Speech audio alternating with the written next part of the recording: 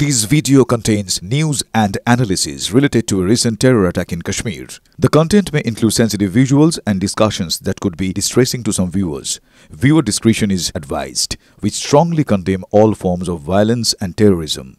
The purpose of the content is solely to inform and create awareness based on verified reports.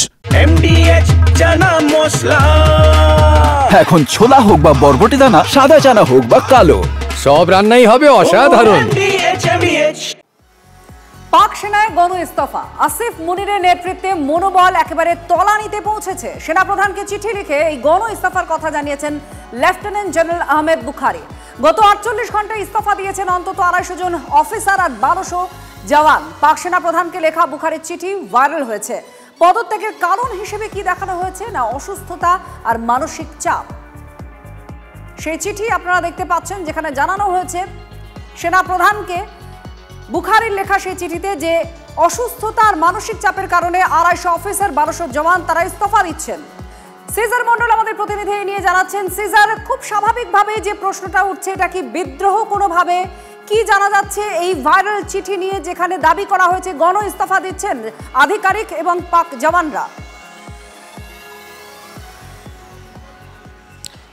দেখো, যে চিঠি viral হয়েছে সেখান থেকে এটা স্পষ্ট যে পাক বাহিনীর পক্ষে এটা একটা বড় সেটব্যাক। তার কারণ যে কোনো এই ধরনের রেজিমেন্টেড ফোর্সে এই ধরনের যদি পদত্যাগ হয় এবং সেই চিঠি যখন বাইরে আসছে, তার মানে বাহিনীর একটা বড় অংশই তারা চাইছে এই চিঠিটা বাইরে আসুক। এটাও যেমন একটা দিক।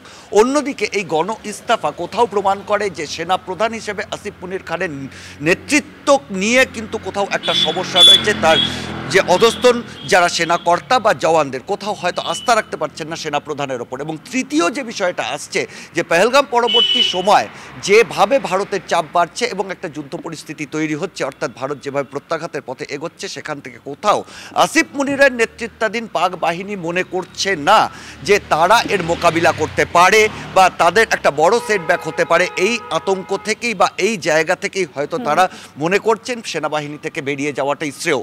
এই তিনটে বিষয় সামনে আসছে এবং সেখান থেকে কোথাও এটা স্পষ্ট, পেহেলগাম পরবর্তী সময় পাক বাহিনী যতই তারা ভারতের প্রত্যাঘাতের পাল্টা দেওয়ার জন্য তৈরি থাকুক বলে তারা দাবি করুক না কেন, আদতে পাক বাহিনীর নিজেদের মধ্যে পাক বাহিনীর অন্দরেই কিন্তু সমস্যা তৈরি হয়েছে, যে জায়গাটা কিন্তু পাক বাহিনী এখনো মেটাতে পারেনি। এবং সেই জায়গা থেকে এই পরিস্থিতিতে ভারত অবশ্যই অ্যাডভান্টেজিয়াস পজিশনে রয়েছে। ধন্যবাদ সিজার।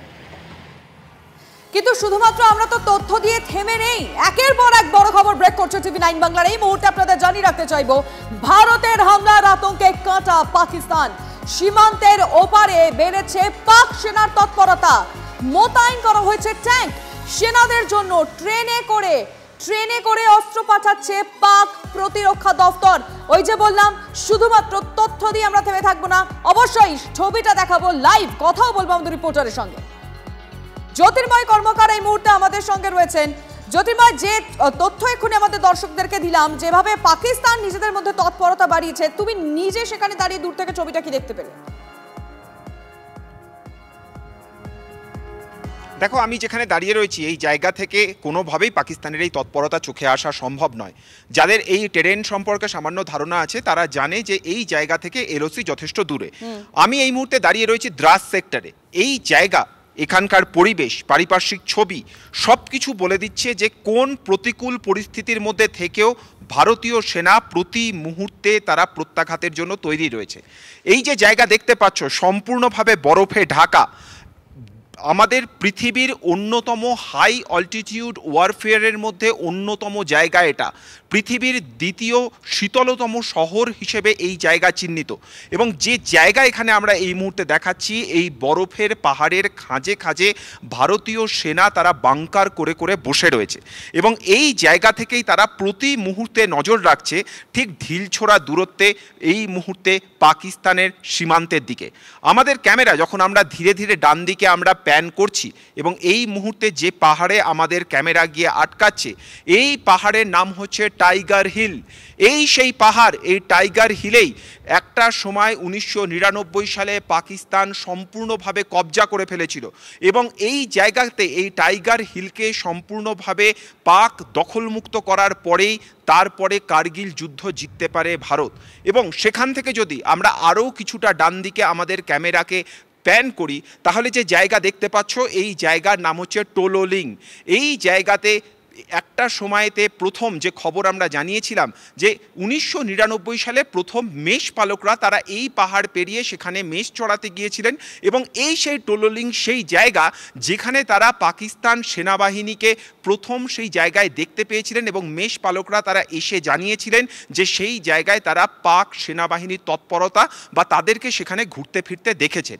এবার এই জায়গা থেকে যদি আমরা ক্যামেরা কিছুটা টিল্ট ডাউন করি তাহলে যে জনপদ আমরা দেখতে পাবো এটা হচ্ছে দ্রাস সেক্টর। এই জায়গাতে সেই সময় কোনো সেনা ছাউনি ছিল না, মেষ পালকরা ওই ওপরের বরফ আবৃত পাহাড় থেকে নিচের এই জনপদে নেমে এসে খবর দিয়েছিল। এখান দিয়ে বয়ে যাচ্ছে দ্রাস নদী এবং এখান দিয়ে বয়ে যাচ্ছে লেহ জম্মু হাইওয়ে।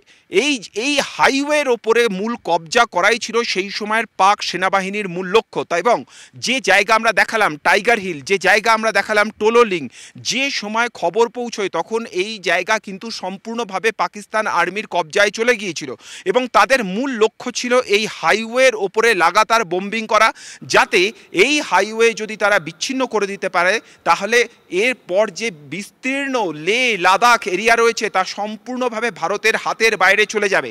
ফলত এই জনপদ কিন্তু সেই সময়তে সম্পূর্ণভাবে নিশ্চিহ্ন হয়ে গিয়েছিল পাক গোলাবর্ষণের কারণে। এবং যে খবর এই জনপদে যখন আমরা ঘুরছি, যে খবর আমরা পাচ্ছি, এই গ্রামের যারা পুরুষরা ছিলেন তারা নিজের পরিবারের মহিলাদের এবং বাচ্চাদের এই জনপদ থেকে সম্পূর্ণ দূরে নিরাপদ আশ্রয়ে তারা পাঠিয়ে দেন, কিন্তু কেউ এই জনপদ ছেড়ে সেই সময় চলে যাননি। এই যে টেরেন, এই টেরেন সম্পর্কে কোনো ধারণা ছিল না সেই সময় ভারতীয় সেনাবাহিনী। প্রত্যেকটা পয়েন্টে অস্ত্রশস্ত্র, বুলেট, অন্যান্য যা যা সামগ্রী, এমনকি বোফোর্স কামান পর্যন্ত সেই সময় একেবারে পাহাড়ের ওপর পর্যন্ত সেনাবাহিনীকে পৌঁছতে সাহায্য করেছিল সেই সময় এখানকার জনপদের বাসিন্দারা। আজ যখন আমরা এখানে দাঁড়িয়ে রয়েছি আমাদের চারপাশে ইতিমধ্যেই সেনাবাহিনীর যথেষ্ট তৎপরতা বেড়েছে, কিন্তু দায়িত্বশীলতার কারণে TV9 বাংলা সেই আর্মি ইনস্টলেশনের দিকে নিজেদের ক্যামেরা ঘোরাবে না। কিন্তু যে কথা আমরা বলতে পারি, তুমি যে ছবিটা দেখালে, যে ছবি একমাত্র TV9 বাংলায় আমরা দেখালাম, আমাদের দর্শকরা দেখলেন এবং সত্যি কথা বলতে কিছু মুহূর্তের জন্য আমরা এবং আমাদের দর্শকরা যেন ইতিহাসে ফিরে গিয়েছিলাম। আমরা সেই মুহূর্তগুলো আবারও যেন কোথাও গিয়ে যে ছবিটা দেখলে সেটা মনে পড়ে গেল। নজর রাখো। আর একেবারে এবং এই মুহূর্তে আরো একটা বড় খবরের দিকে আমরা নজর রাখবো। এই যে পেহেলগাঁও হামলা, সেই পেহেলগাঁও হামলায় বেশ কিছু তথ্য সামনে চলে আসছে যা যথেষ্ট চাঞ্চল্যকর।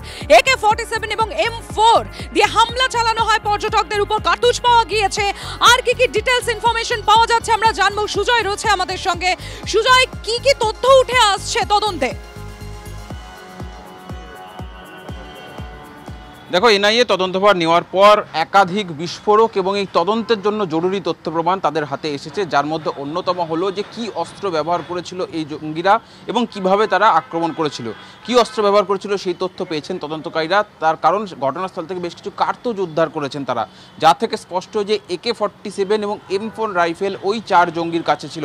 ওই 4 জঙ্গির মধ্যে 3 জন ছিল পাকিস্তানের, 1 জন ছিল কাশ্মীর উপত্যকার বাসিন্দা, যে মূলত পথ দেখিয়ে তাদের নিয়ে এসেছিল। এবং পথটাও কেমন ছিল? পথটাও ছিল প্রায় 22 ঘন্টার ঘন জঙ্গলের রাস্তা, যে রাস্তা থেকে বায়সালান উপত্যকায় তাদেরকে নিয়ে আসা হয়েছিল ওই জঙ্গি মারফত। কিন্তু সেই জঙ্গি ছাড়াও আরও কেউ স্থানীয় কি তাদেরকে পথ দেখিয়ে নিয়ে আসছিল সেটা তদন্তকারীদের ভাবাচ্ছে এবং সেটা তারা জানার চেষ্টা করেছে। আরও একটা জরুরি তথ্য তোমায় জানাবো যে তদন্তকারীদের হাতে একটা ভিডিও ফুটেজ সামনে এসছে। এই ভিডিও ফুটেজ তুমি জানো বায়সালান ভ্যালিতে প্রচুর ফটোগ্রাফার এবং ভিডিওগ্রাফার থাকেন যারা স্থানীয়ভাবে রোজগার করেন এই ছবি ভিডিও তোলার মাধ্যমে, পর্যটকদের ছবি ভিডিও তোলার মাধ্যমে।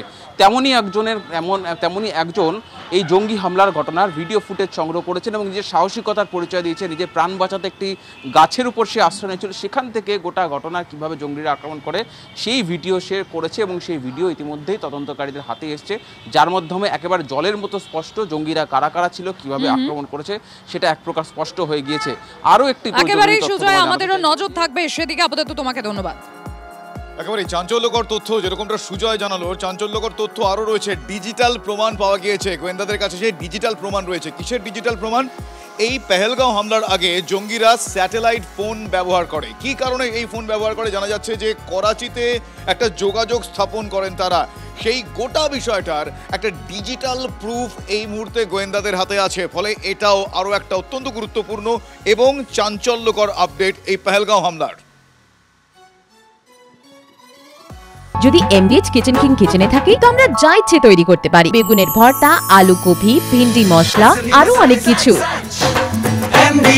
MDH